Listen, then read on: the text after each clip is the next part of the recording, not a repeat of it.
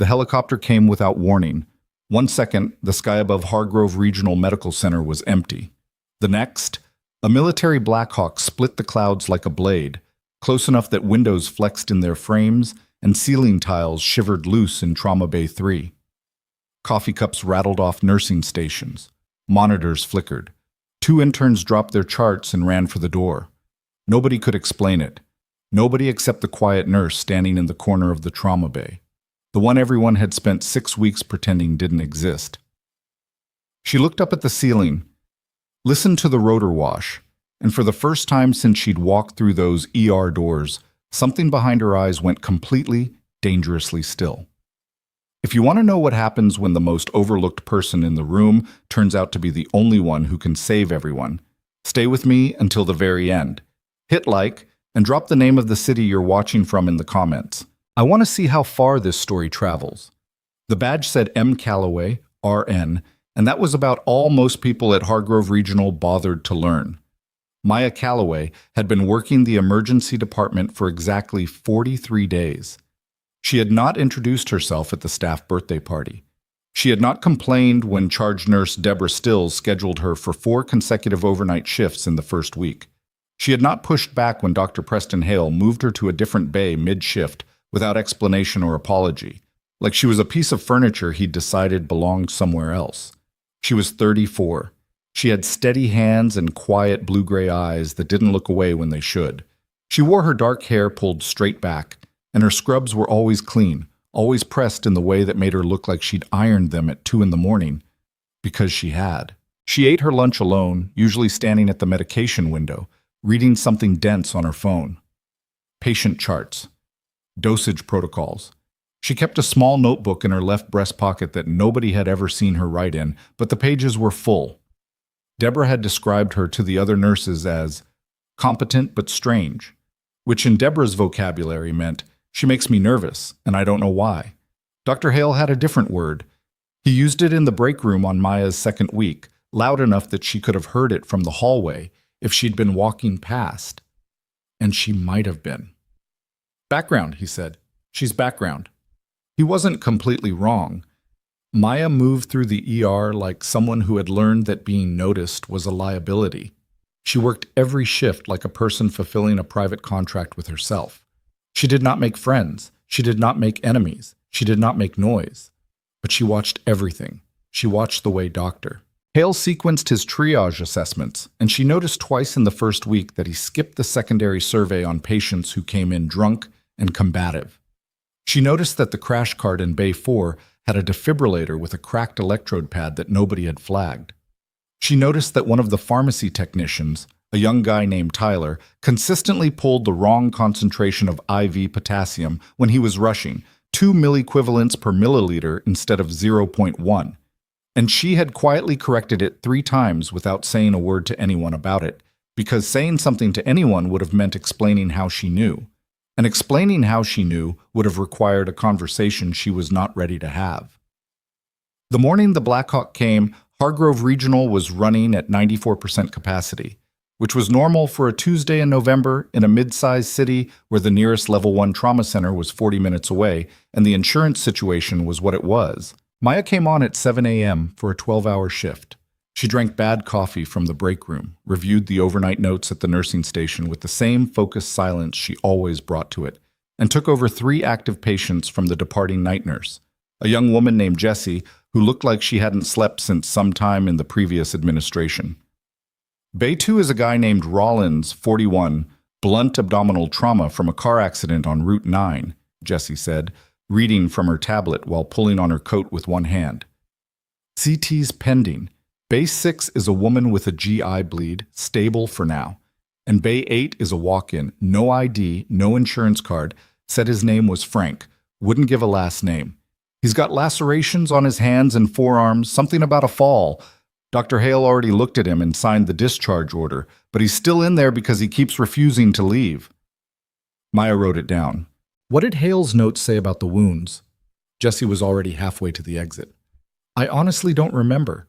He was in there for like 4 minutes. 4 minutes. For a patient with hand and forearm lacerations who had no identification and refused to leave. Maya wrote a small star next to Bay 8 and said nothing. She checked on Rollins first. His CT came back while she was in the bay. Negative for solid organ injury, probable intestinal contusion, the kind of thing that could turn bad quickly or resolve on its own. She noted the blood pressure reading from 20 minutes ago, compared it to the reading from intake, and did the math quietly in her head. Down 8 points systolic. Not alarming, but moving. She flagged it for Dr. Hale when she passed him in the corridor. He was talking to a pharmaceutical rep, which happened a lot on Tuesday mornings. Rollins in Bay 2, she said. BP trending down. Might want to recheck. Hale glanced at her sideways, the way people glance at someone talking on a phone in a restaurant. It's in the normal range, Calloway. It was in a higher range at intake. I'll reassess when the surgical consult gets here. He turned back to the rep. She kept walking. She went to Bay 8. The man who called himself Frank was sitting on the edge of the exam table with his arms folded across his chest, like he was trying to hold himself together from the outside. He was somewhere between 40 and 50, with the kind of build that had once been significant and was still relevant. Wide through the shoulders, thick neck, the particular density in his forearms that comes from load-bearing work over many years. He had a 3-day beard and a bruise along his jaw that hadn't been documented in Hale's 4-minute visit, which told Maya either Hale hadn't looked or hadn't cared. His hands were wrapped in gauze that had been applied quickly and not very well. The tape was already separating at the edges. She could see a thin seep of red at the base of his right thumb. "I'm Maya," she said. "I'm going to take a look at your hands." He watched her cross the room. "Doctor already looked. I'm the nurse assigned to this bay. I'd like to see for myself." Something shifted in his expression. Not suspicion exactly, more like recalibration. She pulled on gloves and unwound the gauze on his right hand first. The lacerations were deep, deeper than the notes had indicated, and they were not consistent with a fall. A fall produced specific patterns: palmar surface, proximal to the wrist, irregular edges from pavement or concrete. These wounds were on the dorsal surface, 2 of them relatively straight-edged, one longer and curved in a way that she had seen before in a context that had nothing to do with nursing school. She kept her face neutral. She examined the left hand. The bruise on his jaw, close up, had a patterning that was also inconsistent with a fall. "The doctor's report says you fell," she said. "I fell." "Okay." She began redressing the wounds with competence and efficiency, pulling supplies from the drawer without looking. "I'm going to redo this dressing. The one that's on there is going to fail by this afternoon, and if these get infected, you're going to have a serious problem." He didn't say anything. He watched her work. She was halfway through the second hand when she noticed what she hadn't been able to see from the doorway. On the inside of his left forearm, partly hidden by the edge of the old bandage and partly by the natural shadow of his arm position, was a small tattoo. Simple. 2 lines in a geometric shape that by itself meant nothing.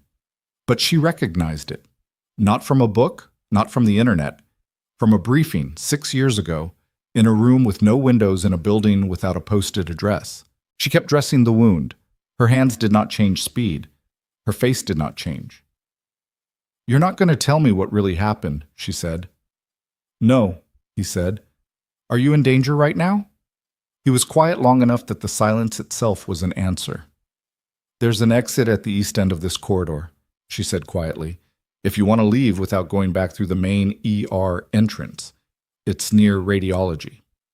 His eyes moved to her, really looked at her, maybe for the first time. "Why are you telling me that?" "Because the man who came in 20 minutes after you and has been sitting in the waiting room for the last hour isn't reading that magazine," she said. "He hasn't turned a page." Frank, or whoever he was, looked at her with an expression that was complicated and raw and had nothing performative in it. "Who are you?" "A nurse," she said. She taped off the last dressing and pulled off her gloves.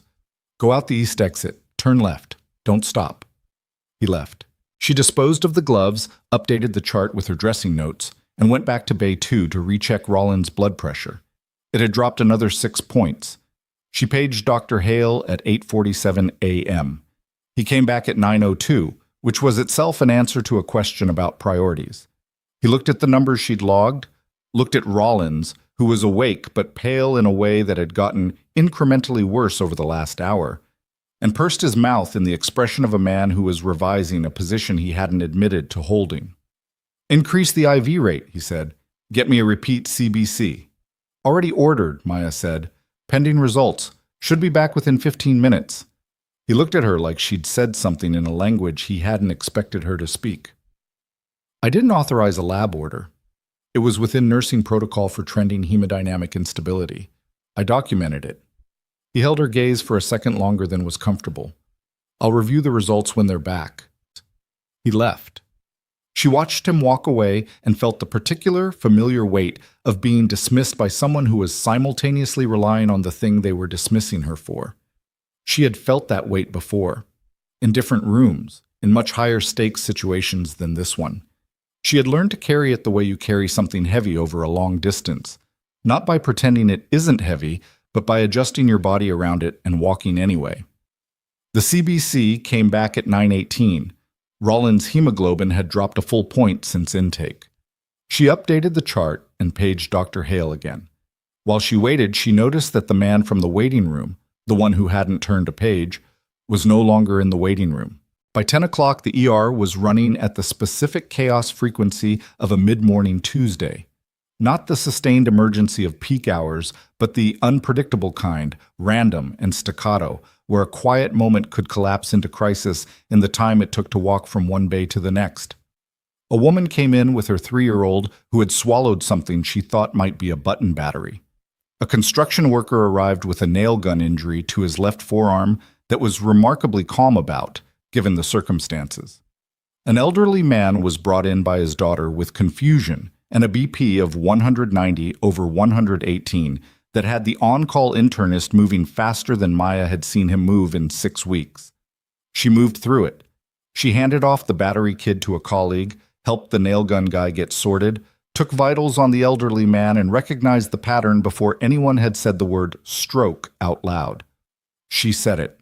"This presentation is consistent with hypertensive encephalopathy," she told the internist, "or a stroke equivalent. Neurology should be in the loop now." The internist, a quiet man named Dr. Osai, who she had developed a respectful wordless truce with over 6 weeks, looked at the patient and looked at her numbers and picked up his phone without argument. Hale, crossing the corridor with a coffee, caught the end of this exchange. "Calloway," he said, "you're not the attending." "I know," she said. "Then don't talk like one." She met his eyes with the kind of steadiness that some people read as confidence and others read as insubordination, depending entirely on how secure they felt in that moment. "Patient's BP is 190/118, and he has new onset confusion. I flagged it." "I can read a chart." "Of course." He walked away. She walked back to Bay 2. Rollins had gone gray. She was at his side before the monitor finished alarming, calling for Hale by name into the corridor while simultaneously checking pulse and adjusting the IV line. Rollins was conscious, but barely, his face damp with the particular sweat that the body produces when it is losing a fight with its own circulation. "Stay with me," she told him. Not in the professional soothing way, in the flat, direct, non-negotiable way. "What's your name? Say your name." "Tom," he said. "Good. Tom. Look at me." She kept her fingers on his wrist. "What year is it?" 20. He blinked. 24. "Close enough. Keep talking to me." Hale came in at a pace that was faster than his usual and tried to take control of the situation, which was correct. It was his patient, his call, his responsibility. Maya stepped back and let him work. She handed him what he asked for before he finished asking. She had already drawn the medications she anticipated he'd order. She had already set the crash cart position. Hale noticed. She saw him notice. He said nothing about it. The surgical team arrived 6 minutes later. Tom Rollins had active internal hemorrhage from a mesenteric vessel injury that the initial CT had not definitively shown, a known limitation of CT for mesenteric injuries, something the literature was clear about, something she had mentioned in a quiet voice 3 hours ago in this same bay and not been heard. He survived. The surgery was 2 hours and 20 minutes. He was in recovery by 1 p.m. She ate her lunch standing at the medication window. At 1:47 in the afternoon, a man was brought in by ambulance from an address in the industrial district that the paramedics were vague about. The run sheet said blast-related trauma, with a note that the origin of the injury was under investigation by local authorities. He was unconscious. His vitals were unstable in specific ways, a pattern that Maya recognized before the ambulance doors were fully open, because she had seen this particular configuration of presentation before, and the circumstances under which she'd seen it were not circumstances she could explain here, in this ER, to these people. She was the first nurse to the bay. Hale arrived 30 seconds later with a second ER physician, Dr. Lena Ferris, who was sharper and faster and considerably more reasonable than Hale, and who Maya had learned to send certain messages to by way of chart notes precisely because Ferris read them. The patient was male, mid-40s, no ID. He had burns and blast lacerations across his left side in a distribution that was specific, not random, not from a gas explosion or industrial accident, but directed. His left eardrum had ruptured. There was a fragment wound in his upper left quadrant that the paramedic had packed but not explored. And on his right forearm, 3 inches below the elbow, was a tattoo that stopped Maya's breath for exactly 1 second. 2 lines and a geometric shape. Different from the man this morning. Same system. She looked at the wound distribution again. She looked at the packing on the fragment wound. She looked at the CT order that Ferris was already placing and thought about what she knew, not suspected, not guessed, about the class of ordnance that produced this particular pattern. "Dr. Ferris," she said. Ferris was moving fast, calling out orders, adjusting the oxygen delivery. "What?" "The fragment wound, the thing that's in there. Before we start moving him for imaging, I'd like someone to take a look at what the paramedics packed over." Ferris glanced at her. "Why?" This was the moment. Maya had run this calculation in the background of her mind since the ambulance doors opened. What she could say, what she couldn't, what the consequences would be of each version. "I've seen this injury pattern before," she said. "The fragment may not be inert."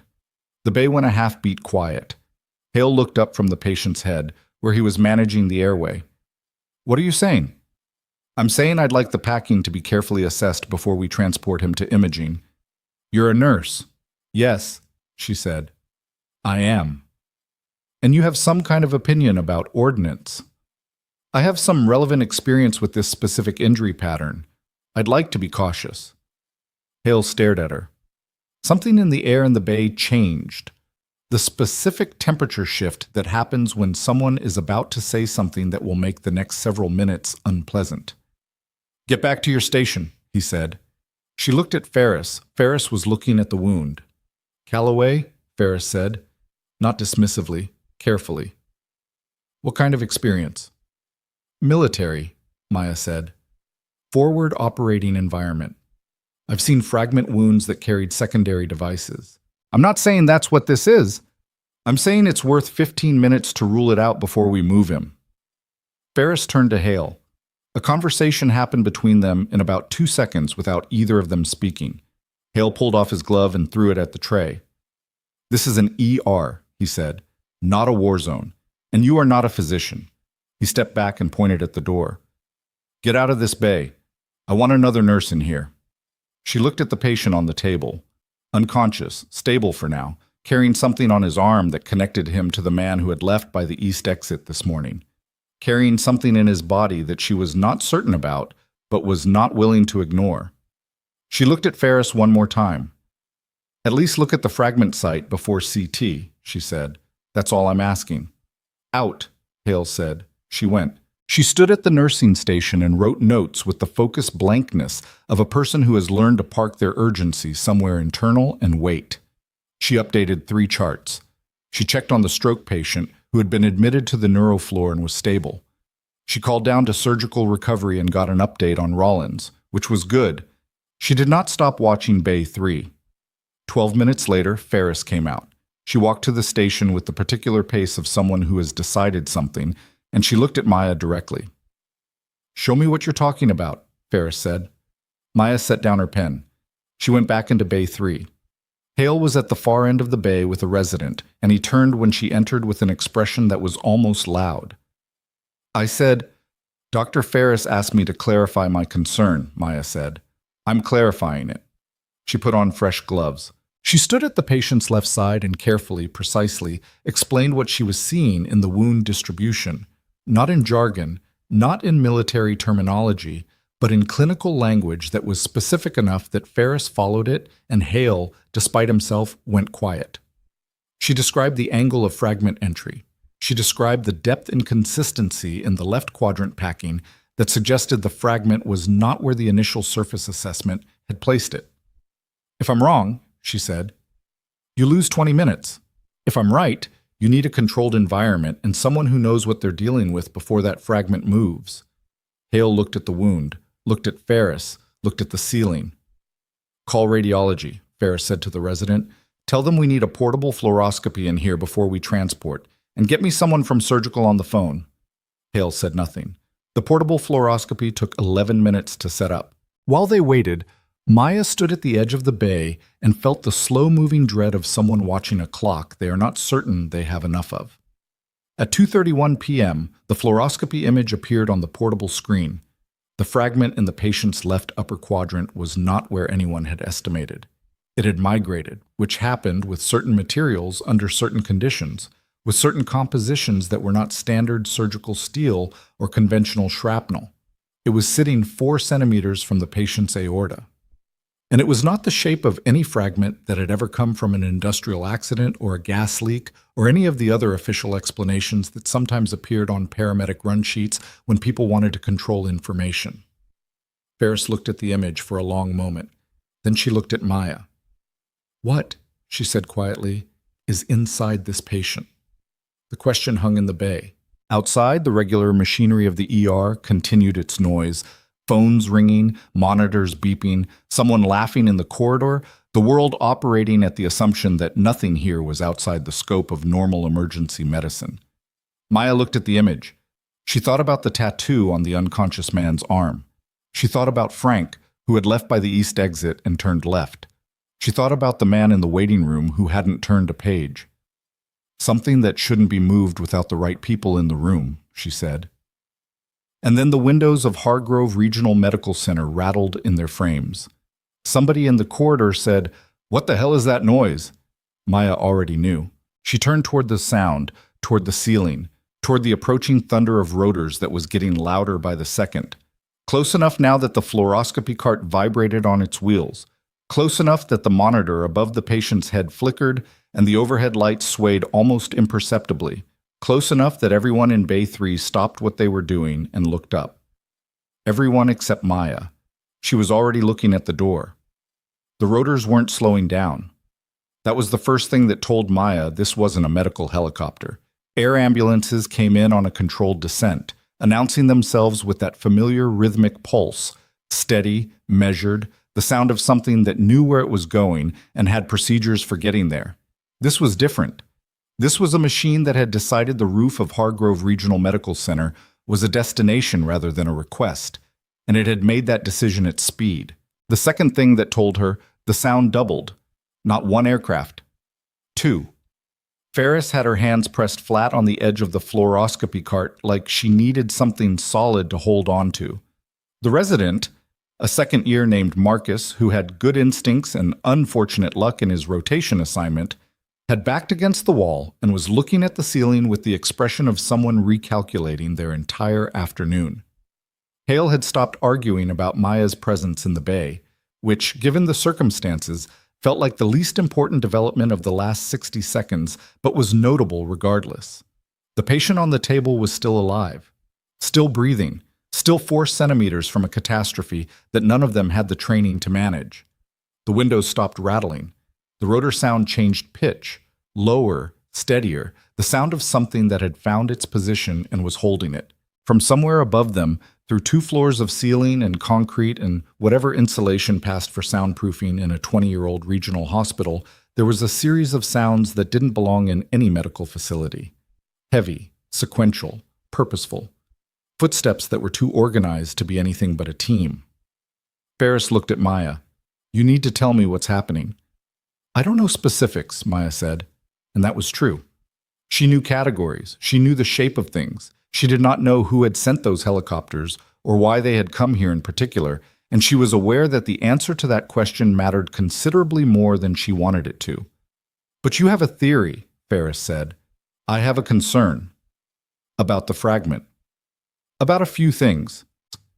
Hale pushed off the wall he'd been standing near and moved toward the bay door with the posture of a man who had decided that whatever was happening in this room, he was going to handle it in the corridor instead. "I'm going to find out what's going on," he said, to no one in particular, and he went. Ferris watched him leave. Then she turned back to the image on the fluoroscopy screen and looked at it for a long time without saying anything. The fragment showed as a bright, irregular shape against the gray shadow of tissue.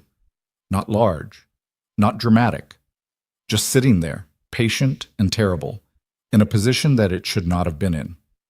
4 centimeters, Ferris said. "If it moves," Maya said, "it won't be a surgical problem anymore." "What will it be?" Maya didn't answer that. She moved to the patient's side and checked his pulse manually, a habit, a reflex, something she defaulted to when she needed a second to think, and looked at his face. He was somewhere in his late 40s. Big hands, like Frank. The same particular density in his build. There was a scar along his left jawline that was old and had healed clean, the kind of clean that required good aftercare in a controlled environment, not a general ER.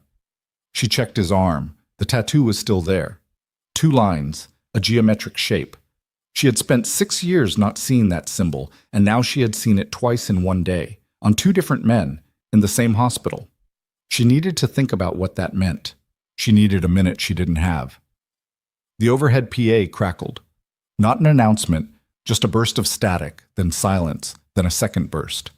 Then the system went to the emergency tone, a sound Maya had only heard once in 6 weeks, during a drill. 3 long pulses. The hospital's internal lockdown alert. The corridor outside Bay 3 had gone from its normal controlled noise to something else entirely in the span of about 90 seconds. Maya stepped out and saw it. The particular kind of human turbulence that happens when people with no information encounter a situation that clearly requires some. Nurses were standing in doorways. An orderly had stopped a linen cart midway between bays and was looking toward the main entrance. 2 of the ER physicians, who had been in a cluster near the station, had separated and were now on phones, moving in opposite directions. Deborah Stills, charge nurse, was at the center of the station with the expression of a woman who was running 3 calculations simultaneously and didn't like any of the results. She saw Maya and pointed at her. "Calloway, do you know what's happening?" "No," Maya said, which was approximately true. "There's a team of people coming down from the roof access stairwell. Security already called it in. The admin is on the line with someone, but—" Deborah stopped. She tilted her head. Something had changed in the sound from the main ER entrance. It was. The main doors of the emergency department opened, and the men who came through them were not patients. There were 4 of them. They were in civilian clothes, dark tactical pants, lightweight jackets, nothing with insignia or identification. But the way they moved through the door made the clothing irrelevant.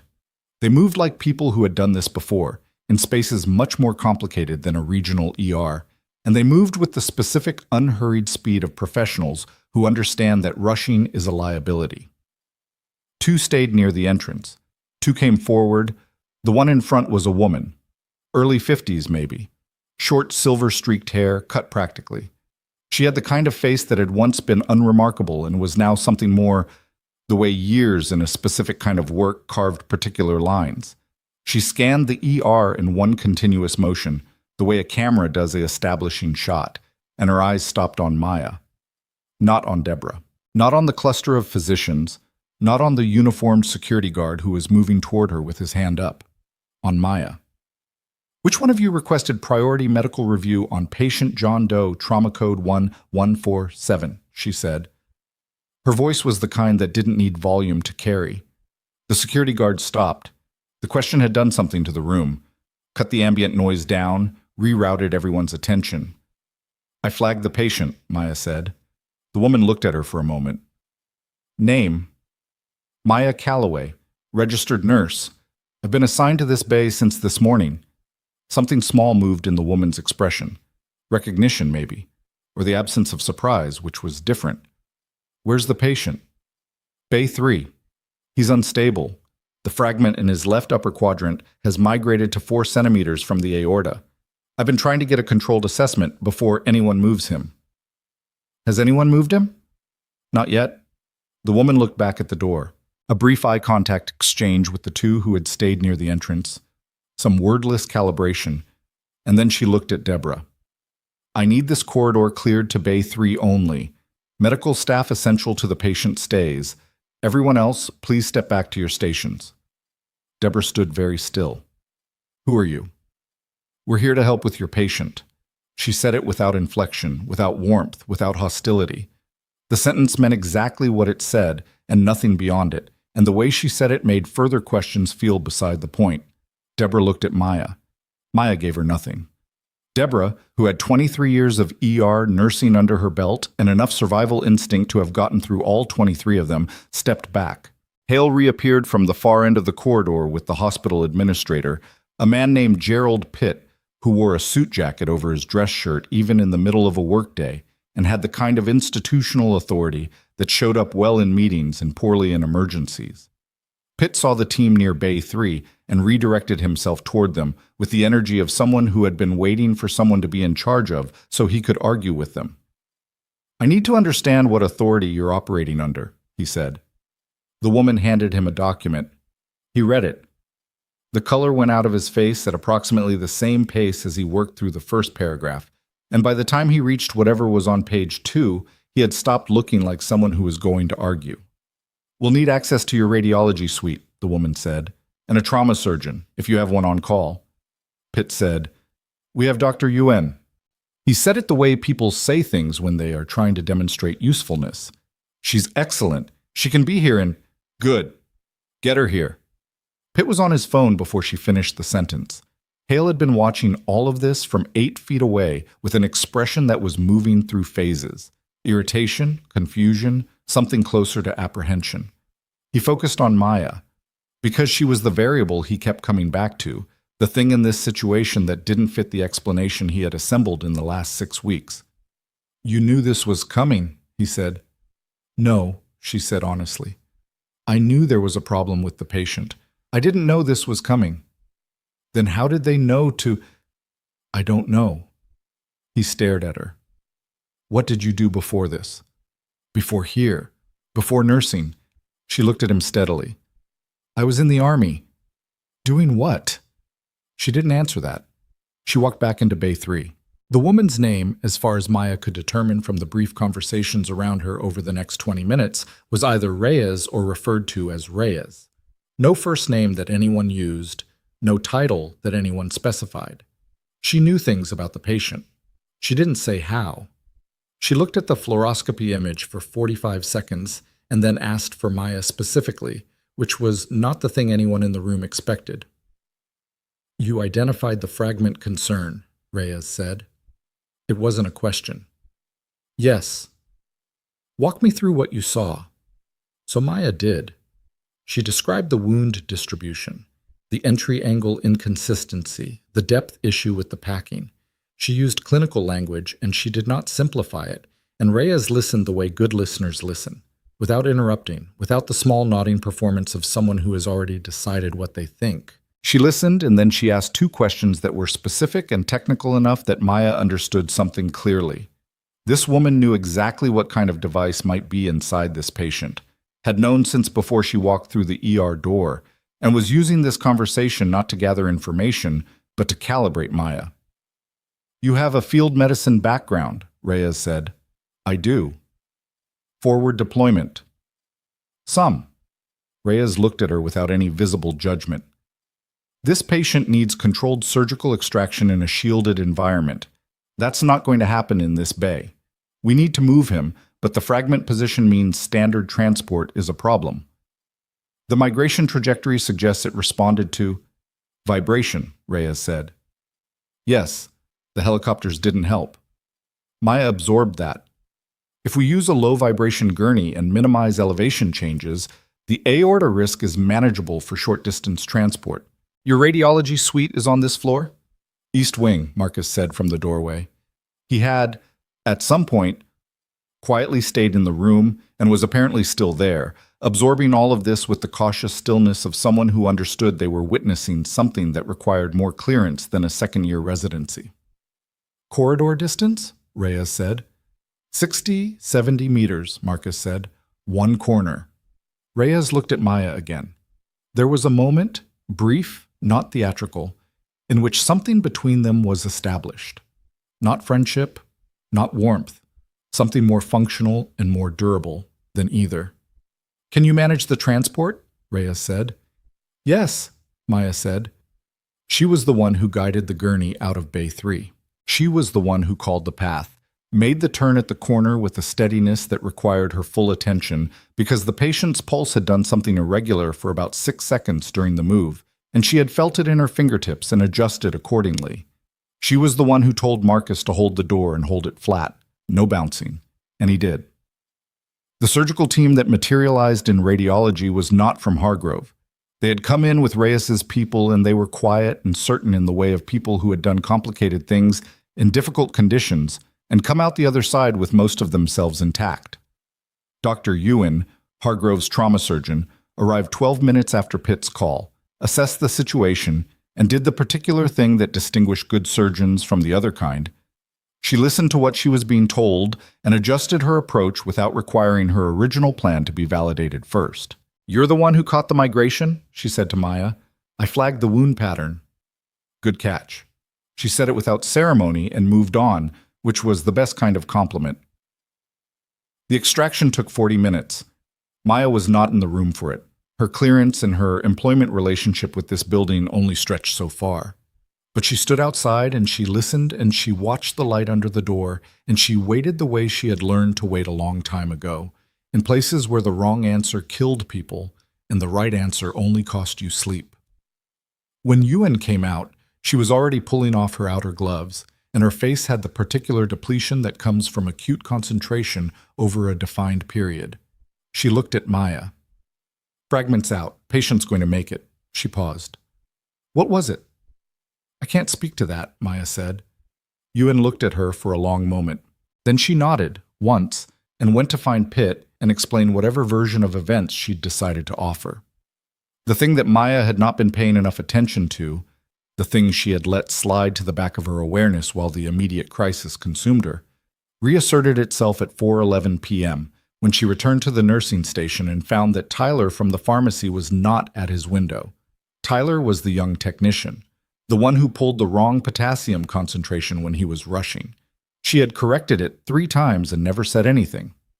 She had also noticed 2 weeks ago that Tyler had started coming in looking like he hadn't slept, and that his phone conversations, the ones he took in the supply corridor because he thought nobody walked through there in the middle of a shift, were short and low and ended with him pressing his thumb and forefinger against his eyes like he was trying to keep something inside. She had filed that away. She filed everything away. She had not known what it meant. She knew now, or she knew enough. She went to Reyes. Reyes was in the small consultation room near the administrator's office with 2 of her people and what looked like a field laptop that had seen service in conditions no office laptop was designed for. She looked up when Maya came in without knocking. Your pharmacy technician, Maya said. Tyler Wren. Where is he? Something shifted in Reyes's posture, a small, controlled thing. Why? He's been running irregular hours, stress markers, phone conversations that made him look like someone who was being managed. She stopped. Let the implication sit there. I didn't know what I was looking at 6 weeks ago. I know what I was looking at now. Reyes looked at one of her people, a compact man named Garrett, who Maya hadn't heard speak yet. He had his own field device out. He looked at something on it and looked at Reyes and gave a very small nod. We know about Wren, Reyes said. Is he a threat? Reyes considered her answer. He's a liability. He's been feeding patient information to an outside source for approximately 2 months. He didn't know what he was part of. He thought it was something else. She paused. He thought he was helping someone he trusted. Maya thought about a young man who pulled the wrong potassium concentration when he was rushing and looked like he hadn't slept. Where is he now? We're finding him. Finding him, or he's missing. Reyes looked at her with something that was not quite respect and not quite caution, but contained elements of both. He left the building at approximately 1400. We have a team on it. Maya processed this. There was a feeling that came with it. Not panic. She didn't panic, but the specific kind of urgency that was panic's more disciplined cousin. Tyler Wren was a young man who had not known what he was part of, and the people who had used him had a demonstrated willingness to send operatives into a hospital and a demonstrated interest in ensuring that nobody who could identify their operation stayed available to do so. "He's not safe," she said. "We know." "Do you have him?" Reyes looked at her screen. Something moved across her face. "Not yet, Oton." The hospital was technically in lockdown, which meant that patient care continued under modified protocols, that the main entrance was manned by security and two of Reyes's people, and that approximately 40% of the non-essential staff had been told to shelter in place, and the other 60% were carrying on with the specific institutional stubbornness of a hospital that had not been designed to stop functioning under any circumstances short of structural collapse. Deborah Stills was running triage at a station that had been relocated 20 feet from its normal position to accommodate the equipment near Bay 3, and she was doing it with the iron competence of a woman who would find a way to do her job in the middle of an earthquake. She had stopped asking questions about what was happening and had moved into the mode that the best nurses always moved into eventually. Whatever this is, there are still patients, and the patients need care. Maya went back to work. It was the only thing that made sense. She checked on the 3 patients she still carried. She updated charts. She found a discrepancy in a medication order for a new admit. A woman with a fractured hip who had been brought in during all the chaos and processed by a nurse who had been distracted enough to miss a significant allergy notation. And she corrected it before it reached the pharmacy.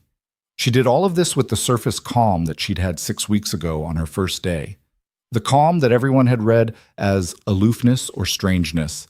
The calm that was in fact a specific skill she had developed across years of situations where displaying what you actually felt was a luxury you couldn't afford. But underneath it, she was running other calculations. 2 men with the same tattoo system. A pharmacy technician compromised for 2 months. A military response that had arrived too quickly and too specifically to have been triggered only by this afternoon's events. They had known about this patient before Maya flagged the wound.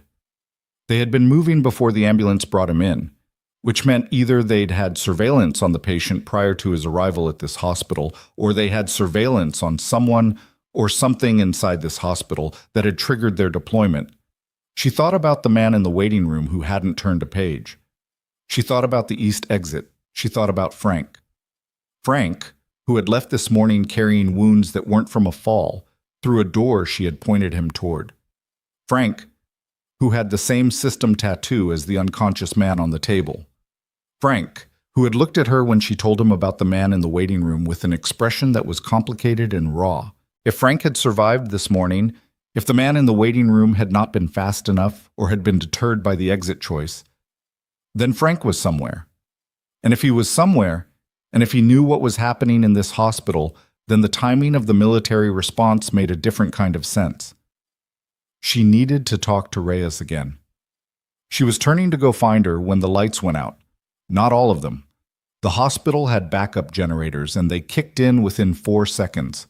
4 seconds of near-total darkness in an ER that responded with controlled alarm rather than chaos, the sound of voices calibrating, the beam of flashlights cutting through the black. The generator brought the essential systems back. OR lights, ICU monitors, the crash cart power strips, the emergency exit signs throwing their red light into the corridors.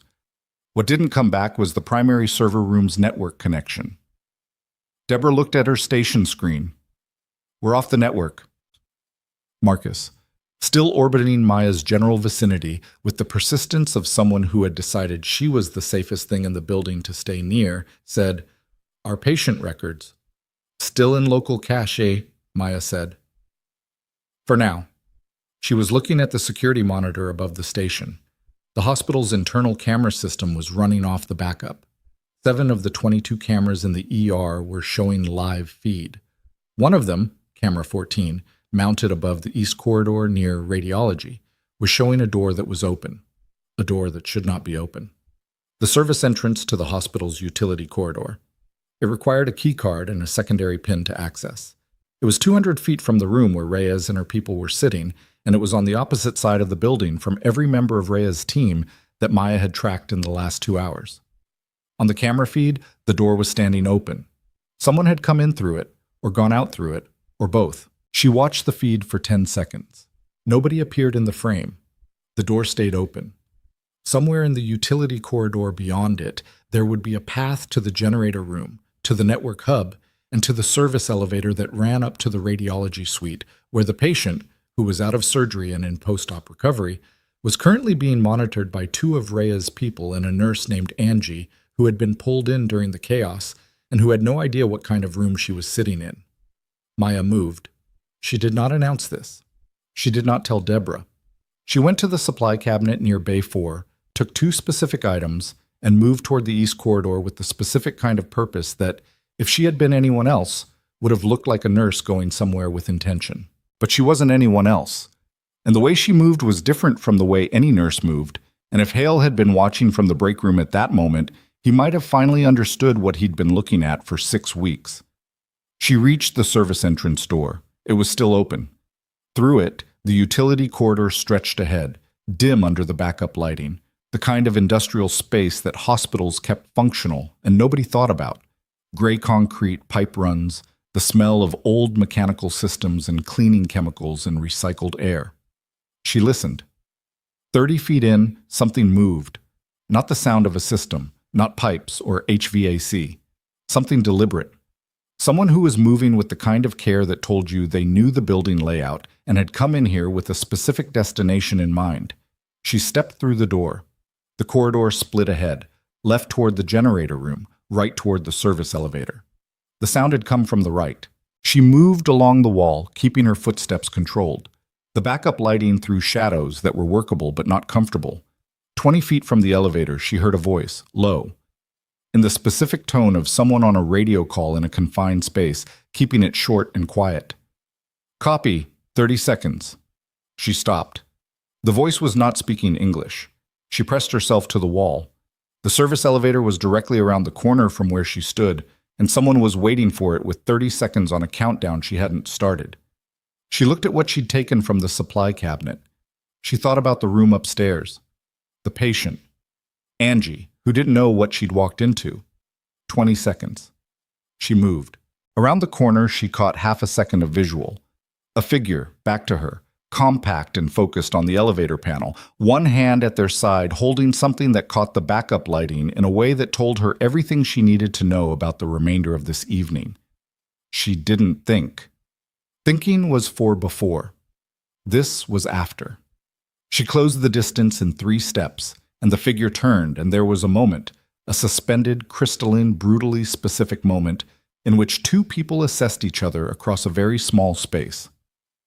Then the elevator arrived, and the door opened, and standing inside it, with both hands visible and an expression of hard-edged exhaustion, was a man she had last seen walking out of an ER bay that morning, through a door she had pointed him toward. Frank looked at the figure between them, looked at Maya, looked at the thing in the figure's hand. "You're late," he said, and it wasn't clear which one of them he was talking to. The figure between them moved first, not toward Maya, toward Frank, which told her the assignment, immediately and without ambiguity. Frank was the target, had always been the target, and whatever this person had been doing in the utility corridor for the last 4 minutes had been preparation for this specific moment in this specific elevator. Maya moved before the arm came up. She closed the 2 steps between her and the figure with her left shoulder dropped, driving into the shoulder joint from behind at an angle that disrupted the trajectory before it became a trajectory. The figure was trained. She felt that immediately. In the resistance, in the way the body absorbed the impact and tried to redirect, but trained for a different kind of encounter than this one. Trained for the distance, not for someone already inside. The thing in the figure's hand hit the elevator door frame and clattered into the car. Frank was already moving, already reaching, and the next 4 seconds were the specific kind of physical calculation that the body runs faster than the mind. Weight, angle, leverage, resistance, resolution. The figure went down in the corridor, not unconscious, controlled.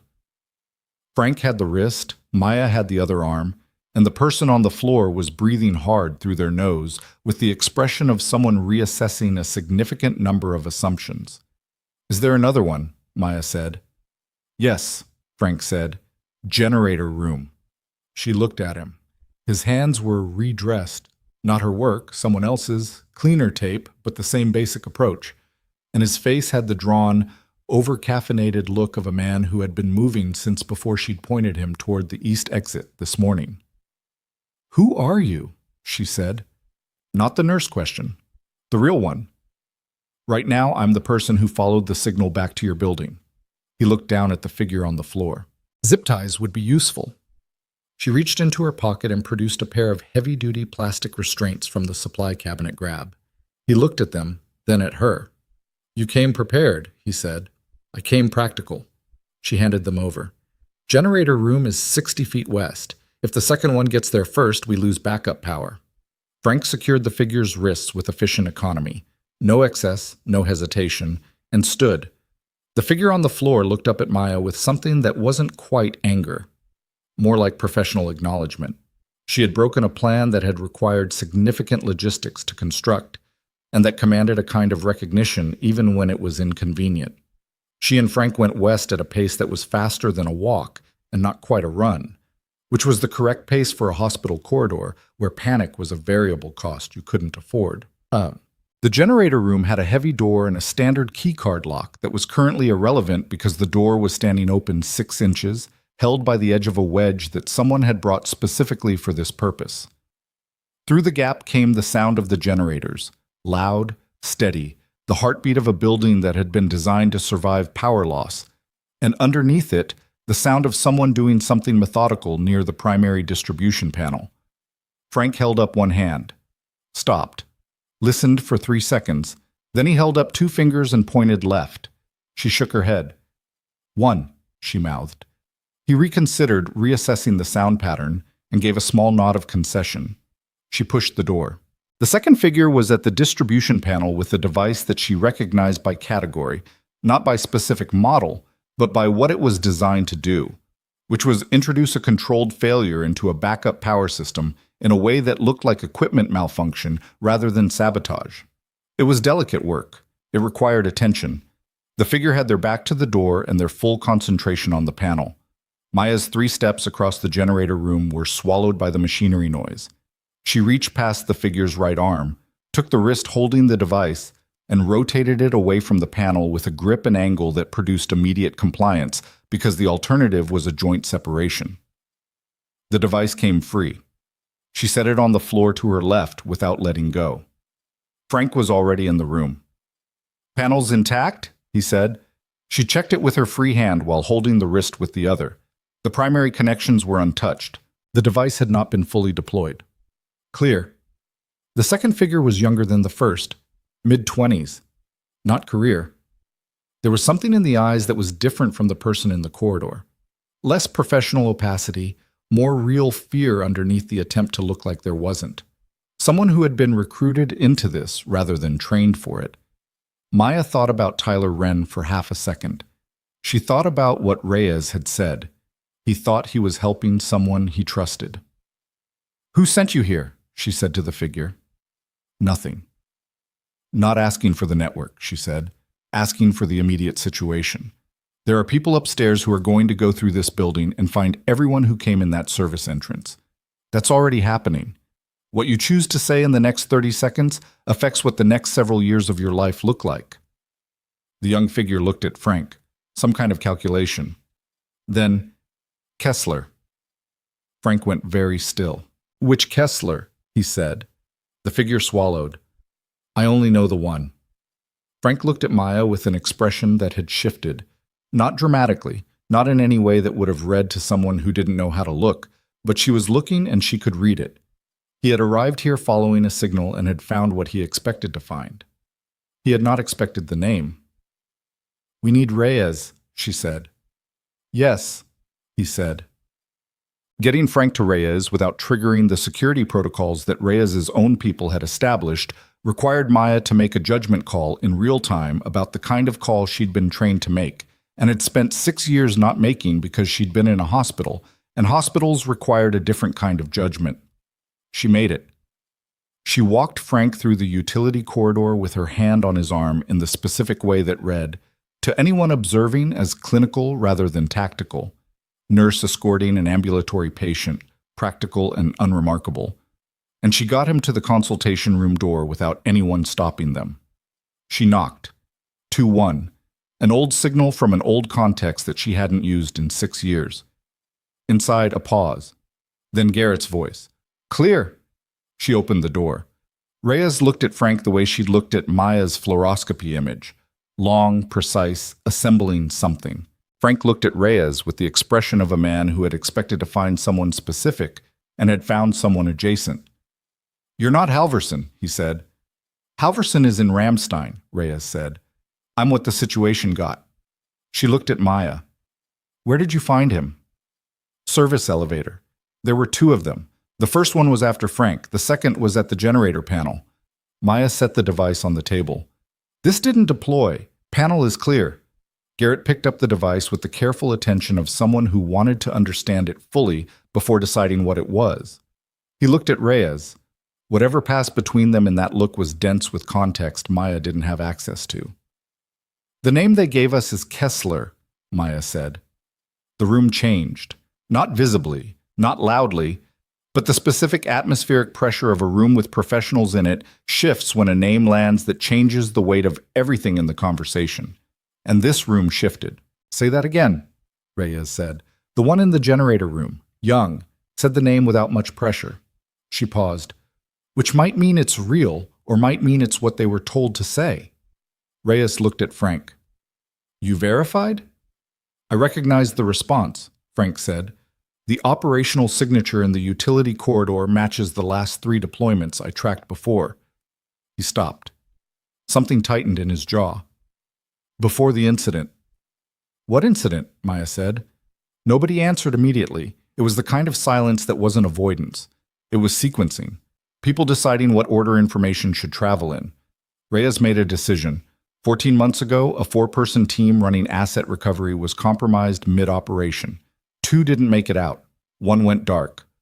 1, she looked at Frank, a small movement of her head. Permission or acknowledgement, Maya couldn't tell which. 1 ended up in a hospital in a city that wasn't on any itinerary, Frank said, with injuries that weren't consistent with any accident. Maya looked at him. The man this morning, the one in the waiting room. Logistics, Frank said. He was tracking me since before I got to Hargrove. When you told me he hadn't turned the page, he paused. Something moved in his face. That was the first time in 3 days I knew where my exit was. The things that had been separately filed in Maya's mind over the last 8 hours began to connect, not in the neat linear way of a briefing, but in the messier, more accurate way of real intelligence, sideways, overlapping, some of it still missing. The patient downstairs, Frank this morning, Tyler Wren for 2 months. The network that had compromised Wren didn't need him for patient information. They needed him for proximity, for access, for the ability to put eyes inside a hospital that was, for some reason she still didn't fully have, significant. The patient in post-op, she said. He's not the objective. He's the indicator. Reyes looked at her sharply. Whatever he was carrying, the fragment, the tattoo system, his presence here, they followed him here to find something else, Maya said. And they put someone inside 2 months ago because they knew he was coming, or they knew someone like him was coming. Garrett spoke for the first time. His voice was lower than she'd expected, and more deliberate. How are you drawing that? Tyler Wren was compromised 2 months ago. The patient arrived today. Those timelines don't connect unless the patient's arrival was anticipated, which means someone with operational foreknowledge seeded a hospital asset ahead of the deployment. She looked at Reyes. What's in this hospital that's worth that kind of preparation? The silence that followed was 4 seconds long, which in a room with these people meant something significant. Not what, Reyes said. Who? The patient in post-op was named, as far as Reyes would confirm, Vasquez. He had been running a communication channel. Not a weapon, not a device.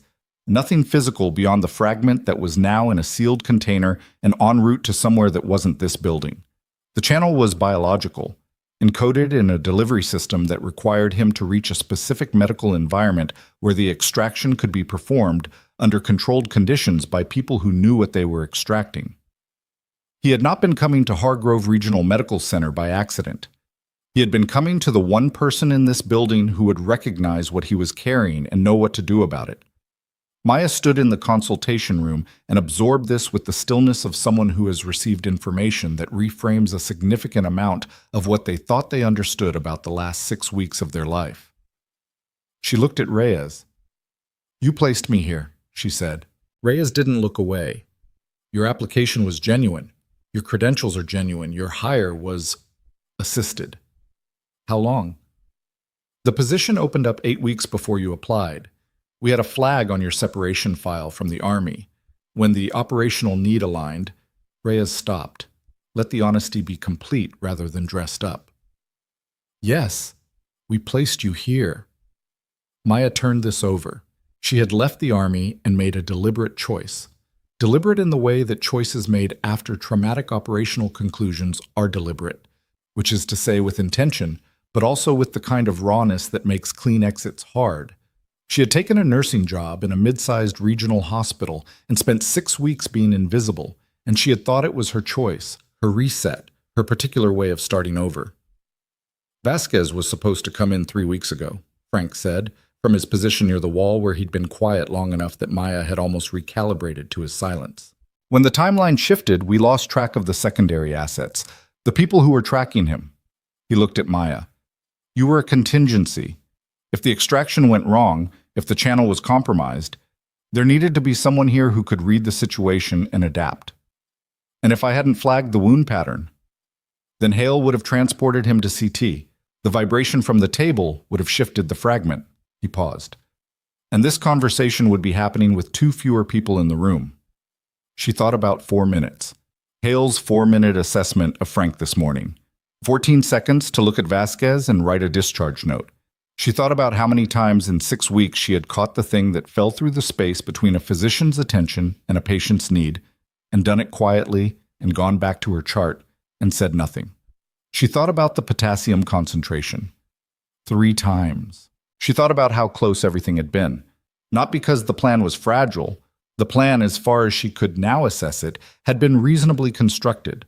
But because the gap between plan and reality was always occupied by human failure, and human failure was constant and creative and could not be fully anticipated, and the only reason the gap had been bridged tonight was because a nurse in Bay 8 had noticed that a man's wounds weren't from a fall, and that a man in the waiting room hadn't turned a page.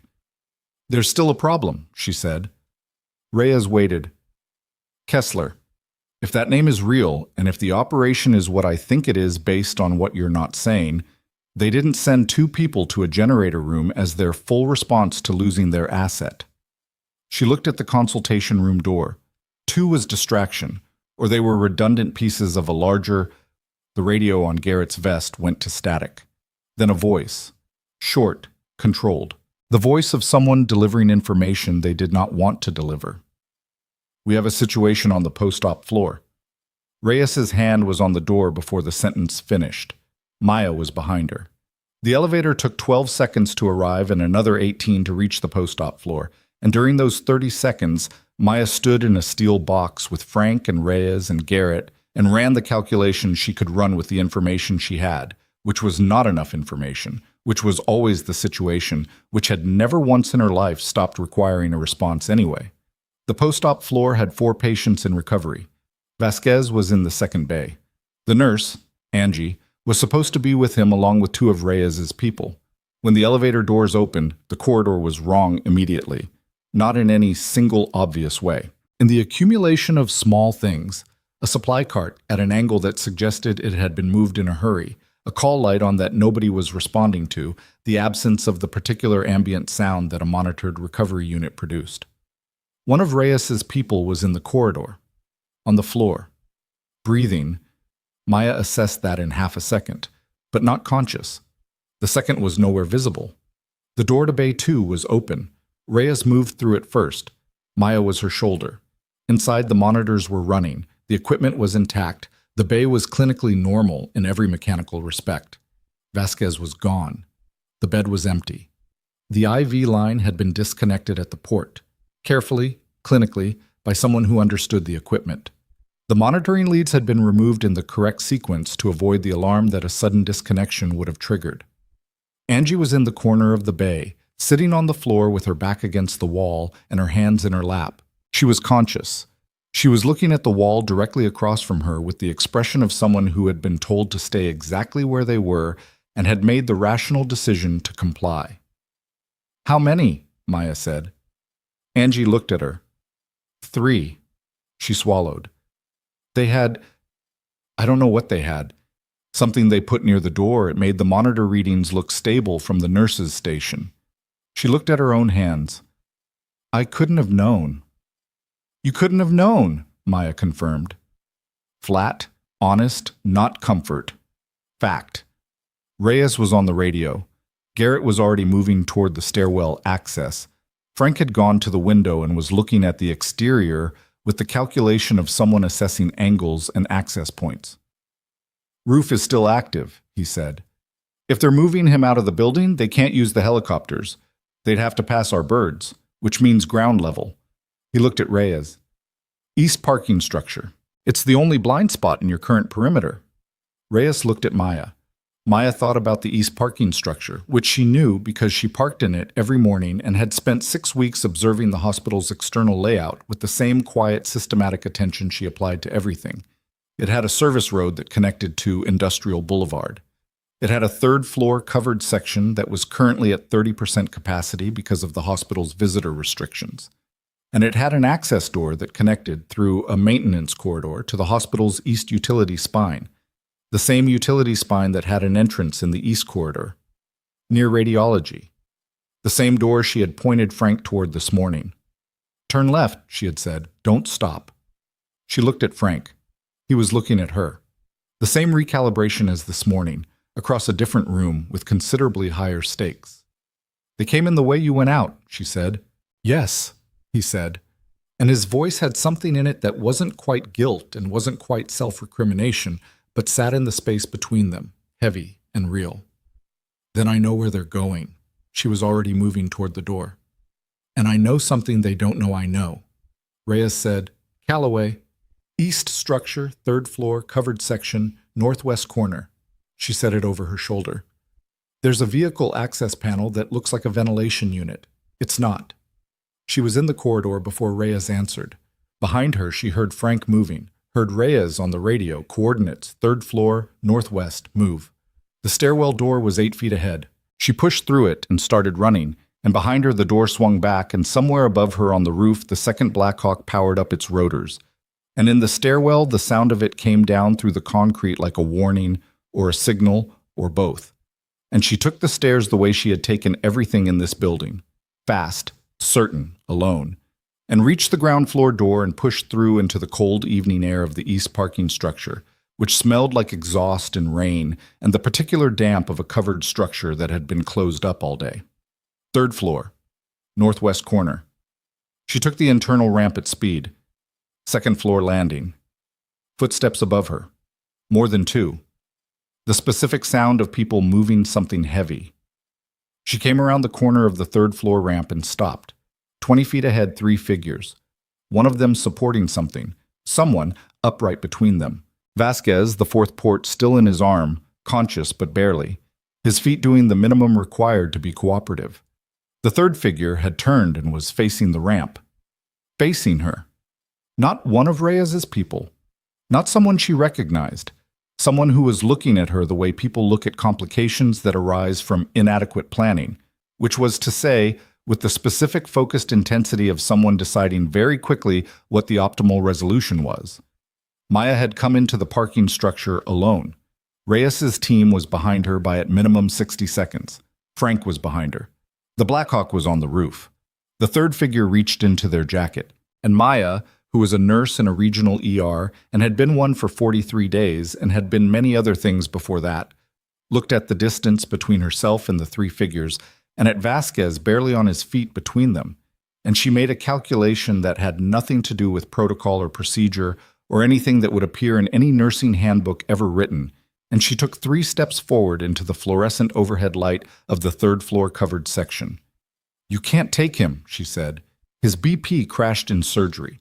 He's on anticoagulants. Move him wrong and he hemorrhages." She kept walking, slow, steady. "You'll lose him before you reach wherever you're going." The figure's hand stopped inside the jacket. "I can stabilize him for transport," she said, "but only if you stop moving him right now." It was not a bluff. It was also not the whole truth. Vasquez's anticoagulant status was real. She had read the surgical notes. The hemorrhage risk was real. What she did not say was that she had nothing in her pockets capable of stabilizing anyone, and that the 60 seconds she was buying was precisely 60 seconds, and that somewhere in the stairwell behind her she could hear footsteps that were coming faster than she'd expected. The figure looked at her hands, looked at her face, looked at Vasquez, who had gone a shade paler in the last 30 seconds that was clinically significant and visible even in parking structure lighting. "You have 30 seconds to decide," she said. "After that, whatever happens to him is on the decision you made." Vasquez's knees buckled. Not performance, not theater. The real physiological response of a post-surgical patient being held upright by force in a cold parking structure while his blood pressure negotiated with the situation his body was in. The figure with the hand still inside the jacket looked at the two moving the patient, and the two looked back, and in the specific grammar of people who operate together and have run into something they didn't plan for, a message passed between them. Then the stairwell door behind Maya slammed open, and the figure's hand came out of the jacket. And what happened in the next 6 seconds rearranged the geometry of the third floor entirely. And when it stopped, 2 figures were on the ground. One was against the wall with Frank's forearm across their chest, and Vasquez was on the concrete floor of the parking structure with Maya's hands on his neck, checking a pulse that was weak and fast and present. "Pulse is there," she said, loud enough for Reyes to hear. Reyes was already calling for the medical team. Garrett had the third figure secured. Frank was breathing hard with his back against a concrete pillar and a cut above his left eyebrow that he was ignoring with the focused practicality of a man who had decided that bleeding was a lower priority than the current moment. The Black Hawk above them adjusted its position. Its spotlight came on and swept the structure, catching the northwest corner in a circle of white that bleached everything flat and certain. Vasquez opened his eyes. He looked up at the ceiling of the parking structure, at the light, at Maya's face above him. "Donovan," he said. Not her name. The other one. The name she had left behind when she filed her separation papers and drove away from a base in the middle of a night 2 years ago and told herself she was done. She looked at him, at the face of a man who knew who she was, who had been sent specifically to this hospital, to this ER, knowing she was here, knowing she was the contingency. "You're going to be okay," she said. The clinical truth. His pulse was stabilizing. The team was 40 seconds out. He was going to make it. "They know," he said. His voice was barely there. "About you. About the whole list." He coughed, which elevated his BP momentarily, which her fingers registered. "Kessler has the list." She looked at Reyes, who had heard. Reyes's face did not change, but her hand went to her radio, and what she set into it was short and low and not for the parking structure. And whatever it put into motion happened somewhere else, and would not be visible from here. Maya looked back at Vasquez. His eyes were still open, still focused. "What list?" she said. He opened his mouth. The spotlight above them went dark. The spotlight came back on 11 seconds later. 11 seconds of total darkness in a covered parking structure with 3 secured figures on the ground. One post-surgical patient losing the argument with his own circulatory system, and a team of people who had been operating at the edge of their contingency plans since approximately 2 o'clock in the afternoon. 11 seconds was long enough for Maya to press 2 fingers harder against Vasquez's neck and count. Long enough for Reyes to say something short and controlled into her radio. Long enough for Frank to stay exactly where he was against the pillar, because moving in the dark when you didn't know all the positions was how you compounded problems. When the light came back, Vasquez had stopped talking. Not unconscious. His eyes were open and tracking, which was the relevant clinical fact. But whatever he'd been about to say had been interrupted at a threshold that he'd now retreated from, and the look on his face was the look of a man who had decided, quickly, rationally, in the dark, that the information he was carrying was not for a parking structure floor. The medical team arrived 40 seconds after the light, which meant they'd been coming up the ramp before the spotlight went out, which meant whoever killed the spotlight had known they were close and had done it anyway as a message rather than a tactical advantage. A message that said, "We can reach the infrastructure of your operation whenever we choose." Maya stepped back and let the team work. She watched them assess Vasquez with the specific attention of someone who has already run the assessment and wants to know if she missed anything. She hadn't. His pressure was low but holding, the post-op bleeding was minimal. The anticoagulant situation was a managed risk rather than an active crisis. He was going to survive this parking structure the same way he'd survived everything else that had apparently been trying to prevent him from reaching it. She walked to Reyes, who was standing 6 feet from the elevator with her radio in one hand and the expression of someone absorbing a significant recalculation. "The list," Maya said. "I know." He said, "Kessler has it." "I know what he said." "Reyes." She kept her voice level. "If there's a list with my name on it, I need to understand what that means operationally. Not later. Now." Reyes looked at her with the particular directness of someone who is deciding how much honesty serves the situation and how much creates new problems. It was a calculation Maya recognized because she had run it herself many times in many rooms. "The list is an asset registry," Reyes said. 14 names. People who were embedded in civilian positions as part of a long-running operational architecture. Not active. Dormant. She paused. Insurance. Insurance for what? For the event that certain people in certain positions needed leverage against certain operations they didn't want to become public. Reyes's jaw tightened slightly. "You're on it because of what you know, not what you did, what you witnessed during the Markov extraction in Gdansk." Maya had not thought about Gdansk in 2 years. She had worked at not thinking about it with the same disciplined effort she applied to everything, and it had mostly worked, in the way that not thinking about things mostly works, which was imperfectly and at a cost. "Kessler was running the counter-operation in Gdansk," she said. "Yes." "And I can place him there." "Yes." She stood with that for a moment.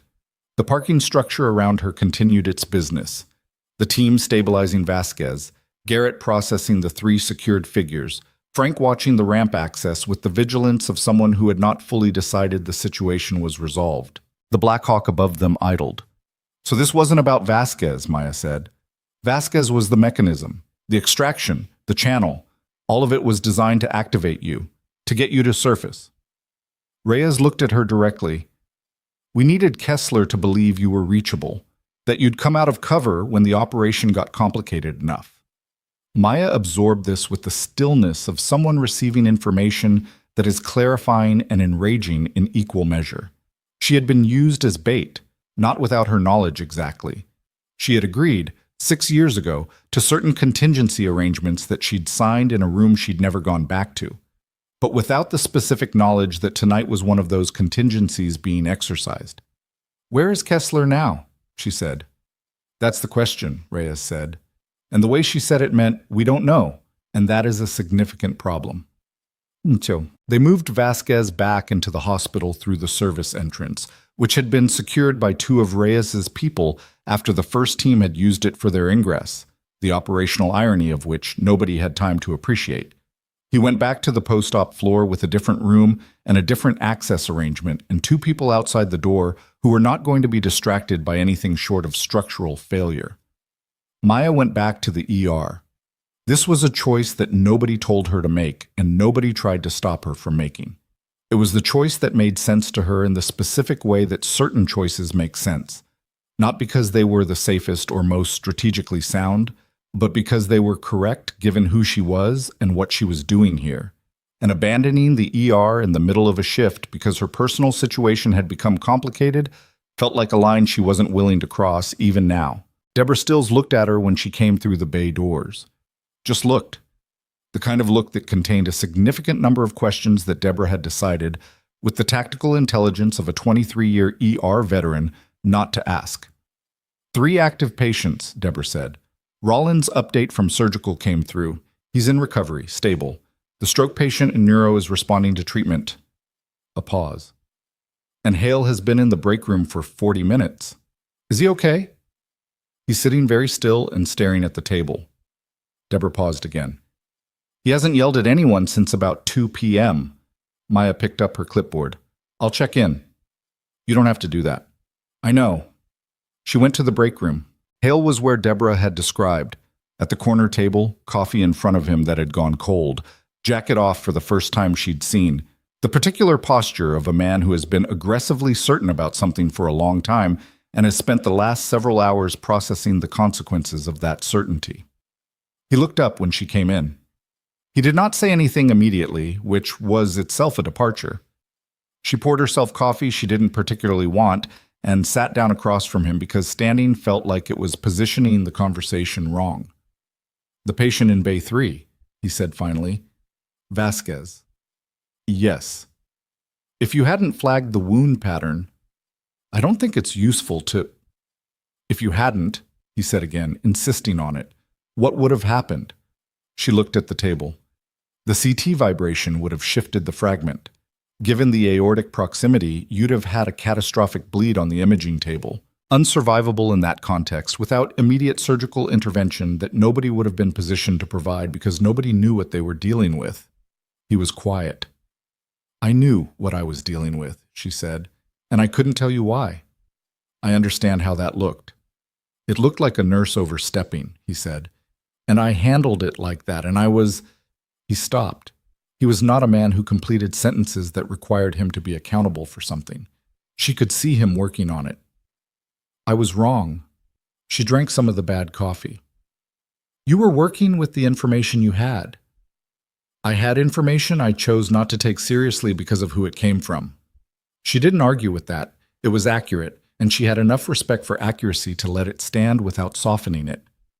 I should have listened, he said. Yes, she said. You should have. What you not? He looked at her with something that was surprised, slightly.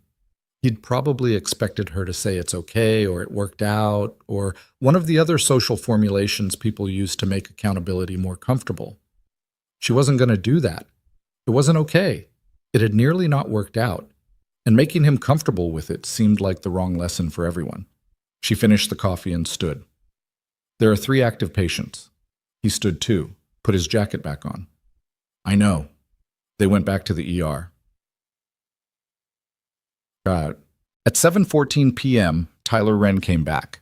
He came in through the main entrance, which by then had 2 of Reyes's people at the door, plus the regular security guard.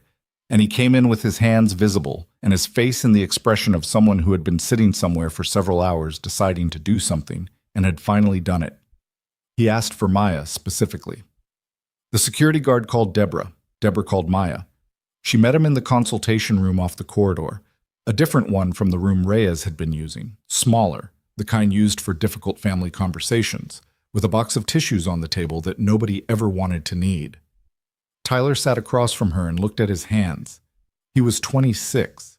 She knew this from his employee file, which she had looked at for other reasons weeks ago and had not flagged because the information she had then was incomplete. He had a sister in Mecklenburg and a student loan balance that his paycheck didn't comfortably service. He had been recruited, he explained, by someone who presented themselves as a healthcare compliance auditor running an internal review. They wanted information about patient admissions, not records, not charts, just timing. Who came in, when, how they arrived. Nothing that felt in isolation like it was harmful. I didn't know what it was for, he said. Not defensively, defeated. I don't know what I thought it was. You thought it was sanctioned, Maya said. They had documentation, forms with the hospital letterhead. It looked official. It was designed to look official. He looked up. Am I going to...